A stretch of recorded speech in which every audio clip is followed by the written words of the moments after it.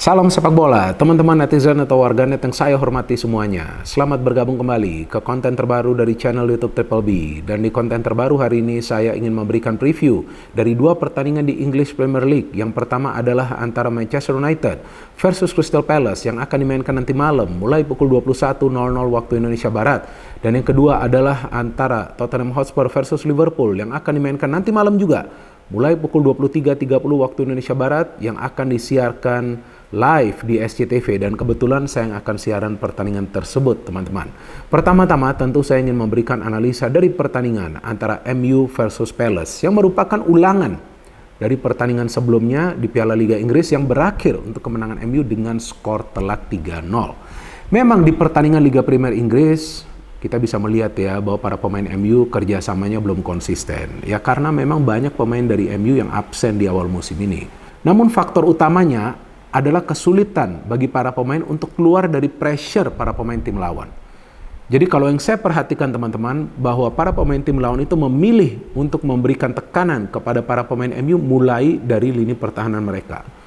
Sehingga itu yang mengubah permainan dari MU di awal musim ini dengan lebih banyak mengandalkan direct passes. Belum lagi kesulitan bagi para pemain MU untuk create chances karena mereka lebih sering memilih untuk syuting langsung, padahal masih ada ruang atau peluang dalam membagi bola. Maka itu Højlund sulit sekali juga mendapatkan peluang, karena yang pertama suplai bolanya minim, dan yang kedua dia sendiri sulit mencari ruang terbuka karena tekanan yang intens dari para pemain tim lawan. Dan yang menariknya di pertandingan Piala Liga Inggris tersebut, MU mengandalkan banyak pemain muda. Ya kan teman-teman, bahkan Erik ten Hag tidak menurunkan Bruno Fernandes dan juga Rashford. Tapi mereka bisa menang dengan skor yang telak. Kenapa? Karena para pemain MU bermain mengandalkan kombinasi passing, atau yang kita kenal dengan istilah kerennya interchange passing. Jadi ketika memang para pemain MU bisa melakukan kombinasi passing, maka kemungkinan besar mereka akan bisa menciptakan banyak peluang yang berbahaya. Dan itu yang mereka lakukan di pertandingan lalu sehingga mereka bisa menang dengan skor telak. Tapi di pertandingan Premier League ini tentu nanti starting line-up-nya akan berbeda. Dan MU memang gak full tim untuk pertandingan ini, apalagi di lini pertahanan. Nah, saya juga nanti masih menunggu nih, apakah Amrabat akan kembali dimainkan di posisi fullback sebelah kiri, atau mungkin nanti dia standby di bangku cadangan dan masuk nanti di babak kedua. Bisa juga untuk menggantikan Eriksen yang biasa di babak kedua tuh mulai menurun ya performanya. Atau bisa juga nanti Dalot yang dimainkan di sebelah kiri, Lindelof di kanan. Tapi bisa juga nanti Erik ten Hag memainkan Amrabat dari awal, tapi Dalot itu standby di bangku cadangan. Nah, artinya masih ada banyak kemungkinan nih dari Erik ten Hag. Dan bisa juga nanti Harry Maguire turun dari awal loh teman-teman. Karena MU kan sekarang kan krisis center back. Kecuali Erik ten Hag memainkan McTominay di posisi center back, yang menurut saya ya resiko juga sih, karena McTominay kan kita tahu adalah gelandang bertahan dan McTominay tidak punya kecepatan. Sedangkan Roy Hodgson yang melatih Crystal Palace ini biasa mengandalkan taktik counter attack dengan kecepatan para pemain seperti Ayew, Eze, Schlupp dan juga Mateta. Jadi ini 4 pemain yang harus diwaspadai oleh para pemain MU. Nah, yang menjadi masalah adalah ketika para pemain MU itu sering terlambat untuk cover space di lini tengah. Nah, saya melihat permainan dari Mason Mount di pertandingan Piala Liga Inggris lalu bagus sekali. Bahkan dia bisa memberikan 2-3 key passes ya. Jadi ya dengan nanti kehadiran Mason Mount di lineup juga bisa membuat MU bermain lebih bervariatif lagi. Jadi tidak saja mengandalkan Rashford yang akan melakukan pergerakan dari sayap, tapi nanti kita tunggu juga apakah Mason Mount akan ditempatkan di belakang striker atau dia bermain di sebelah kanan. Atau mungkin Bruno yang bermain di belakang striker dan Mason Mount bermain di sebelah kanan. Jadi ada banyak opsi nih bagi Erik ten Hag. Tapi yang paling penting di posisi double pivot, yaitu Casemiro dan Eriksen. Jika diturunkan dari awal nih Eriksen, mereka harus solid. Karena nih sudah pasti Palace akan mengandalkan counter attack. Dan Palace punya penjaga gawang yang bagus nih, Johnston. Jadi para pemain MU jangan sampai menyia-nyiakan peluang yang mereka dapat. Kalau bisa di 20 menit awal MU sudah mencetak gol. Nah, itulah yang bisa membuat para pemain Palace itu semakin tertekan dan mereka akan keluar menyerang. Dan kemudian kita tahu MU adalah salah satu tim yang memang efektif dalam membangun yang namanya counter attack. Jadi kalau saya melihat peluang bagi MU untuk pertandingan ini sangat besar teman-teman. Feeling saya mereka akan kembali meraih kemenangan, bukan karena sebelumnya mereka sudah menang lawan Palace dengan skor 3-0, tapi sekarang di tengah nih MU sudah lengkap dan Erik ten Hag punya banyak pilihan karena ada Amrabat juga yang akan standby. Di bangku cadangan Donny van de Beek juga bisa juga nanti dimainkan kan.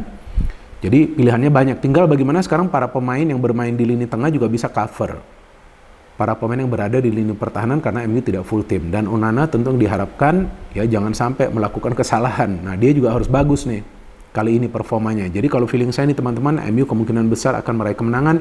Persentasenya untuk pertandingan ini adalah 55% bagi MU, 45% bagi Palace. Kenapa saya tidak memberikan persentase yang besar bagi MU? Karena Palace juga adalah tim yang kuat di lini pertahanan. Jadi feeling saya Palace akan main untuk mencari draw, tapi MU harus main untuk meraih kemenangan.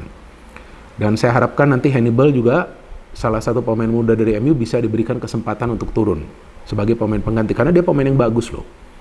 Sejak dia main tuh permainan MU jadi semakin kreatif. Jadi tidak saja mengandalkan Bruno Fernandes, dan Bruno dan Rashford tuh ya semoga jangan egois juga ya. Mereka harus cepat membagi bola kepada siapa? Højlund, dan Højlund harus pintar mencari ruang. Jadi seperti yang saya jelaskan sebelumnya, bukan karena suplai bolanya minim, tapi Højlund sendiri sulit mencari ruang. Jadi itu dia teman-teman, seperti yang saya katakan, MU kemungkinan besar akan meraih kemenangan. Jadi kita tunggu nanti kick off pertandingannya mulai pukul 21.00 waktu Indonesia Barat. Dan sekarang pertandingan kedua yang ingin saya bahas adalah antara Tottenham Hotspur versus Liverpool yang merupakan big match nih di akhir pekan ini ya, karena dua tim ini berada di zona top 4. Jujur saya tidak menyangka bahwa Tottenham Hotspur bisa berada di zona top 4 di awal musim ini walaupun baru 6 pertandingan dan belum terkalahkan. Bahkan mereka adalah salah satu tim yang produktif karena mereka telah berhasil mencetak total 15 gol. Dan bukan saja Son yang mencetak gol, tapi ada pemain-pemain lain yang bisa mencetak gol. Dan bukan saja Maddison yang selalu memberikan assist, tapi ada juga Kulusevski. Dan para pemain Tottenham Hotspur yang masuk ke lineup semuanya itu bermain untuk menyerang dan meraih kemenangan. Maka itu Tottenham Hotspur di awal musim ini punya conversion rate yang bagus dari peluang yang mereka ciptakan. Jadi ini Tottenham Hotspur ini sebetulnya gak banyak peluang dari setiap pertandingan, tapi conversion rate mereka ini bagus karena mereka bermain lebih kreatif di awal musim ini. Dan saya melihat pelatih baru mereka, Ange Postecoglou, adalah pelatih yang mengandalkan sepak bola menyerang. Nah inilah pelatih yang mereka butuhkan. Seperti sebelumnya Tottenham itu pernah dilatih oleh Mauricio Pochettino yang bermain menyerang. Sehingga Tottenham sempat bersaing di papan atas, mereka bahkan bisa lolos sampai ke final dari Liga Champions kan, kalau nggak salah tuh pada tahun 2019. Nah, Ange ini sama, mengandalkan taktik menyerang. Formasinya juga tidak mengandalkan skema 3 center back, 4-2-3-1, memang satu striker, tapi di belakang satu striker itu, wah bahaya banget pemain-pemain yang kreatif, dan pilihannya banyak. Ada Brennan Johnson, ada juga Solomon, ada Kulusevski, ada Maddison. Dan Son kita tahu adalah pemain yang produktif, dan Son dalam 3 pertemuan terakhirnya lawan Liverpool ketika dia turun dia selalu mencetak gol. Tapi sebaliknya Liverpool di awal musim ini juga menurut saya impresif loh teman-teman. Mereka belum terkalahkan dan mereka dalam 2 pertandingan away mereka di Premier League itu comeback lawan Newcastle dan juga lawan Wolves, dan mereka tajam banget di depan. Mereka juga adalah salah satu tim produktif di awal musim ini. Dan masalah dari Liverpool musim lalu itu kan adalah di lini tengah ya. Kali ini mereka punya lini tengah yang kuat. Padahal Thiago itu masih cedera loh.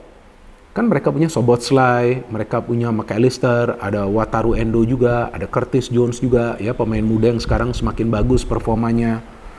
Dan di belakang walaupun Trent tuh sempat cedera, tapi ada Joe Gomez yang mainnya bagus, rencananya Trent akan turun untuk pertandingan ini.